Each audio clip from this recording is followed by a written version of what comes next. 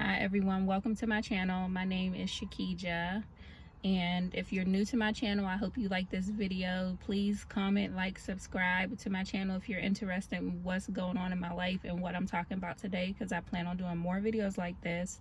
And I also have videos for content on plus size hauls. So if you like fashion, definitely go to my channel and look through it, and I might have something for you. But today this video is going to be about me finally listening to what God is telling me to do, and then also it's going to be about me starting Wegovy. Okay, so just to give you a backstory on how I can finally hear what God is telling me to do, let's start back on this business venture that I was trying to get started. So back in September, my earring is coming off, excuse me, sorry. All right, so back in September, I told my husband and my mother, those two are the most important people to me, and I tell them all of my business ventures because they're really supportive. When I feel like God needs me to tell them, I tell them. So back in September, I told them that I wanted to go into business and get an event center.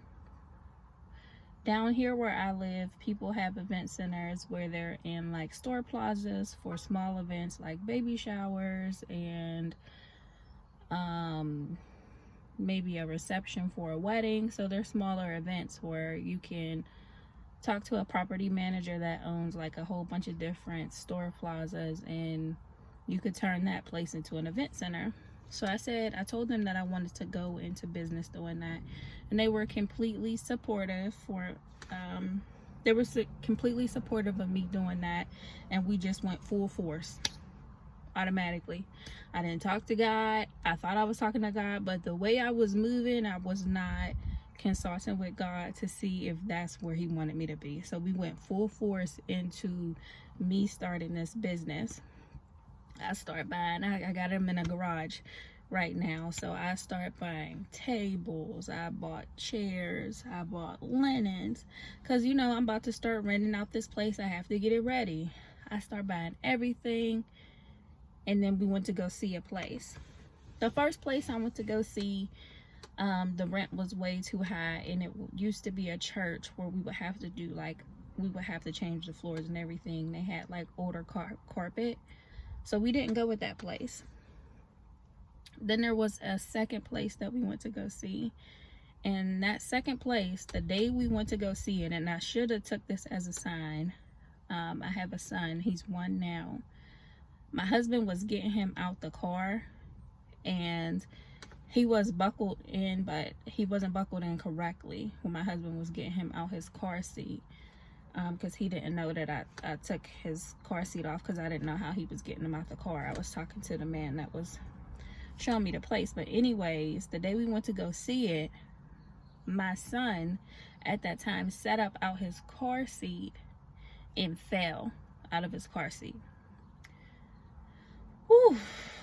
So canceled that, and I'm like, you know, he's my first child, and he just fell on the ground. It was concrete, and his mouth was bleeding, and I needed to make sure his nose was okay. So I'm like, sir, I have to come back from viewing this place.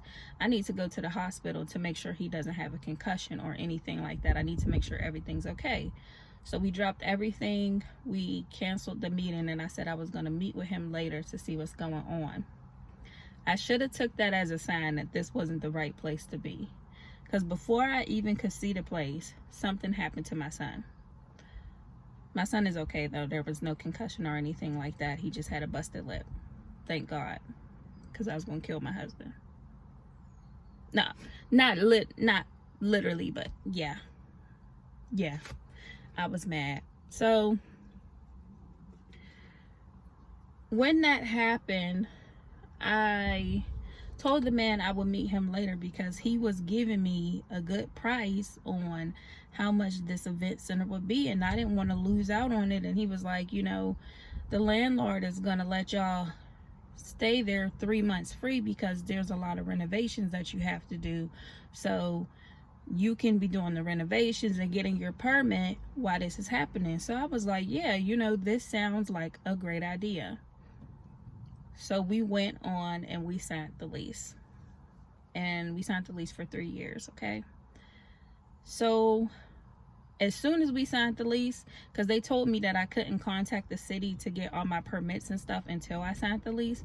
As soon as we signed the lease, I worked on getting all my permits approved so I can open up this business, because I'm trying to make money. You know, I'm thinking this is God telling me to do this and stuff because the rent is low, but I'm not seeing the signs where God is saying, pump your brakes, Shakija, this is not for you. My mom is. My mom's like, I don't know. And I'm like, no, this is God. This is God. My mom's like, I don't know about that, but she couldn't tell me anything. You know, once it's in your head, it's in your head. So I'm getting my permits together. We start renovating the place. The ceiling needed to be redone. We did the ceiling. The floors needed to be redone. We spent the money and we did the floors again. The outlets needed to be covered. We covered the outlets and the lights and everything. You know, we started moving because we're like, yeah, we got to get this open before December, because that was going to be my grand opening, which was my birthday. We got to get this open before December. So, then the city came in. I would send something for the permit. They would ask me for measurements of the building, and each room in the building had to be measured. I would send it. Then they would ask me for something else. I don't know why they didn't ask me for everything in one, but it seems like every time I would send something, the city would send something back and tell me they wanted more. So they asked me for measurements of the building. I end up doing it myself. I was contacting contractors. I was asking people, please, can you draw this out for me? I'll pay you for it. It's going to be a quick job. No one was responding back to me. No one was trying to help me. I was trying to pay them money. All you got to do is come to the building and draw an outline, because this is what the city is asking for, because I'm not a construction worker. No one would help me. I don't know why I didn't take that as a sign, but I didn't. So I end up doing it myself. We passed that part, okay? When we passed that part, the city was like, now we got to go to the water company, because we got to make sure plumbing and everything is approved. Go to the water company. They tell me that I got to turn on the water. So I called the water company. They were like, hey, check this meter with the property manager. See if it's 1 meter for the whole building, or see if it is for just your storefront. Call the property manager, because you're the property manager, you should know. He said, oh no, it's just for your storefront. I get a bill for $2,000. This building is only 1,000 and something square foot, and we haven't even opened it because we have to get the permits approved. And I'm getting this bill for $2,000. I messaged him, hey, I got this bill for $2,000. He's like, basically trying to tell me it's my bill. It's not my bill. I called the people. They were like, oh yeah, this bill that you have, I'm showing for years and years and years, it's been under one company's name, which was the property manager. He wasn't listening to me. I literally had to circle because he kept telling me that it was my bill. And he sent me a previous bill where it showed the meter number was his before and everything. I literally had to circle it for him to agree. And he still didn't change it into his name until, I'll get back into that. He still didn't change it into his name. He just paid half of the bill, which was a red flag. He didn't even pay the whole bill that was due, because I got a second bill. He just called in and paid the bill because he told me he was going to change it back to his name, and just went on about his day. Paid half of the bill though. Okay. So we got that situated with the city, right? So I'm like, okay, yeah, we got that situated. Now we can finally open. Mind you, we were supposed to open in December, and now it's January. All right. City gets back to me and they was like, yeah, you passed the water inspection, but the plumbing isn't. We need you to build a whole nother bathroom, because I had one bathroom already. We need 2 bathrooms, one for a man, one for a woman. And I was like, this is not even my building, it's a storefront. You know, like, what can I do? And the person was like, well, I can't override it. You need to talk to my boss. So I did that. I contacted his boss, and I CC'd him in it because he told me to. The boss asked me one question, and they was like, is your bathroom now handicapped? Like, can someone that's handicapped be in your bathroom? I said, yes, right? So I said that to him. He never responded back to me. I sent 3 emails checking on it again. Never responded back to me. So I'm like, okay, this is not working, and we're going to have to pay rent soon, because this contract that we signed said they were going to give us 3 months. And 3 months is coming up. My mom was like, well, you know, that's not really our fault if the city's not approving a permit, and they wouldn't allow you to even check to see if you qualified for this until you signed the lease. Like, maybe we could do something, because I couldn't open up anything. We haven't made any money because the city is not approving us. I hope y'all are understanding what I'm saying, because it's a lot, and I'm ready to get past this part. But I have to tell you how I didn't listen to God, and God showed me, girl, you just wasted a lot of money. So the city was like, you're gonna build a bathroom or that's it, because the supervisor that was supposed to respond back to me never responded back to me and let me know that he can override it. And I was CCing him. We went to the actual place to see if we could talk to somebody in person. It didn't work. So after that happened, I messaged the property manager and I said, hey, we need to break this lease. And I was scared because we were gonna lose out on $100,000, because this was a 3-year lease. Like, we were gonna lose a lot of money if that would have hit our credit, but we would have fought it because we couldn't get approved by the city. And the property manager, when we first messaged him, he got smart. He was like, what do you mean? I said, we couldn't get the lease approved for the event center. He was like, event center? I didn't know this was an event center. It was on our lease that we signed. Whenever you open up something, they ask you what it's for, to see if that place can accommodate it and if it's allowed. It was on the lease that we signed, but he tried to play like he didn't know. And then he was like, I didn't know this. And I said, I got every email. I got the contract and everything. Do you know this man never responded back to us? Didn't say anything. And then, he responded one more time. He said, oh, so y'all just been having this building for free. For free. Y'all got this free rent going on where y'all didn't have to pay anything. Sir, we didn't make any money. None. We lost money, and you got some new floors and ceilings and outlets from us. We didn't make not a dime. Not a dime, not a nickel, not nothing. We didn't make anything off of this. And we still got all this furniture and stuff in our house, right? So after I said that to him, because I was like, we couldn't pass the permit, he stopped responding back to us. Tried to check on him again, make sure everything was copacetic. No response. So I guess he said that, well, I'm not going to respond back to them. They wasted my time. We dropped off the keys. Text him, hey, we dropped off your keys. We returned them.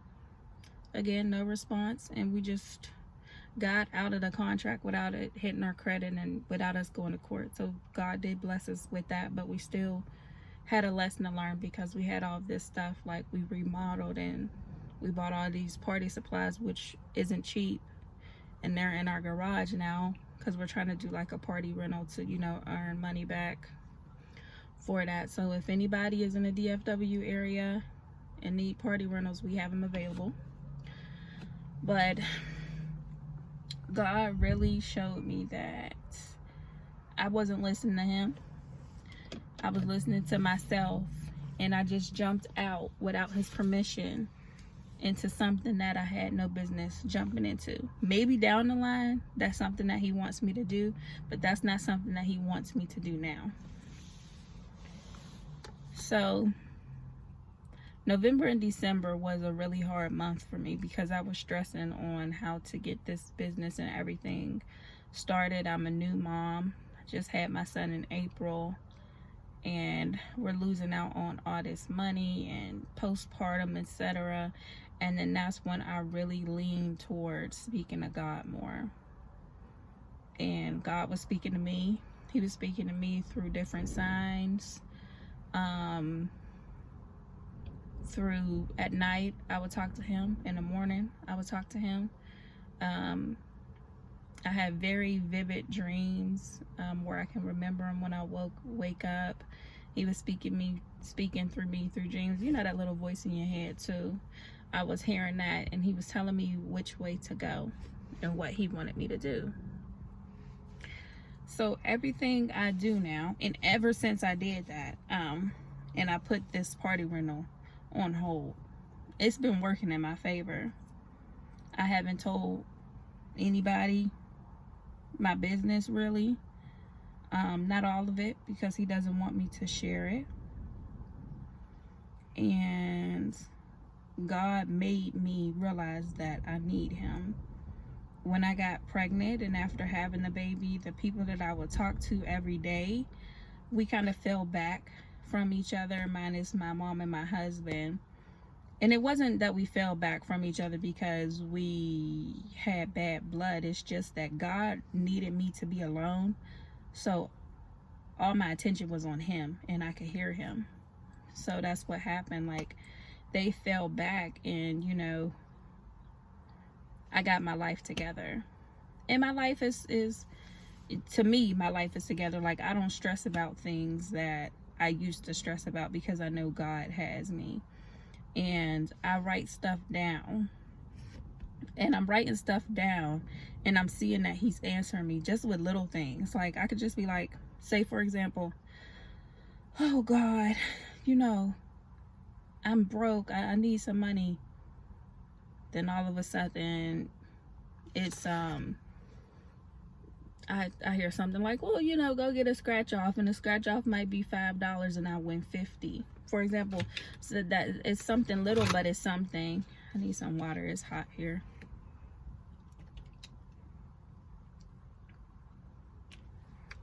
You know, it's something small like that.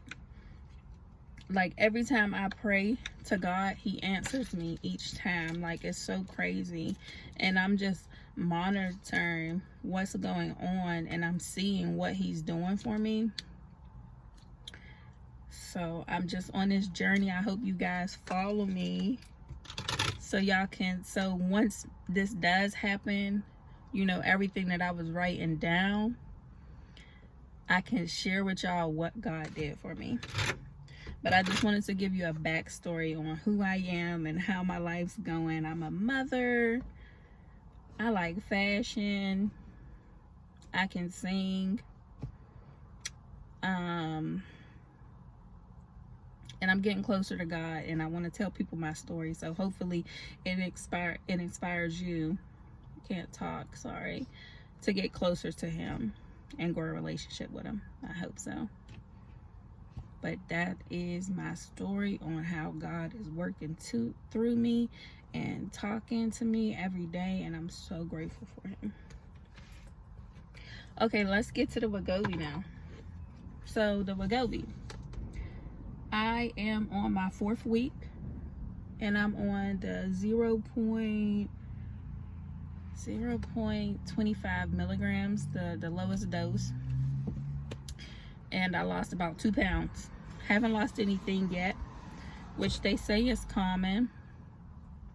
And I'm sick as a dog, very nauseous, upset stomach. It does cause headaches, constipation. My mouth is dry all the time. But I'm still working toward, I'm still gonna work on it. I'm just fighting through it. And next week I actually get a higher dose, which is the 0.5 milligrams.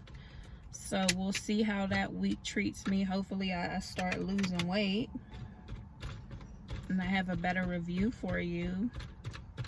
Hopefully something can happen with this sickness. I'm gonna have to talk to my doctor about it. She's talking about take the Wegovy at night because you'll be nauseous. Girl, give me some nausea medicine. Like, you're killing me. This stuff is just, I gotta work. Like, this is not working out. But the Wegovy, I am on the 5th week and it's cool. I did mess up the second time I took it because there's 2 clicks. And I got the 2 clicks, but for some reason it leaked out. And yeah. The shot does not hurt. If you're interested in it and you think the shot's gonna hurt, I don't even feel it when I do it. Me and my husband were freaking out the first time we did it. Like, it took us a couple minutes and I'm like, just shoot me. And he was like, oh my God. And then he did it and I was like, did you do it? Couldn't even feel it. So if you're scared of needles, you don't even see the needle when it goes inside you. I mean, it's fine. The only thing is the nausea part is just like, I don't like that part. But yeah, the Wegovy is cool. Once I get the higher dose, hopefully I get more results than just 2 pounds. And the 2 pounds is because of me, because it didn't really reduce my appetite and I'm still being greedy. But once I get more out of it, I will definitely let you guys know. But thanks for coming to my TED Talk. I just wanted to introduce myself and let you know why I created this YouTube page. Is for fashion, and I wanted to talk to you guys about my journey with getting closer with God, losing weight, being a mom, being a business owner, and go from there. You guys have a good day. Thank you.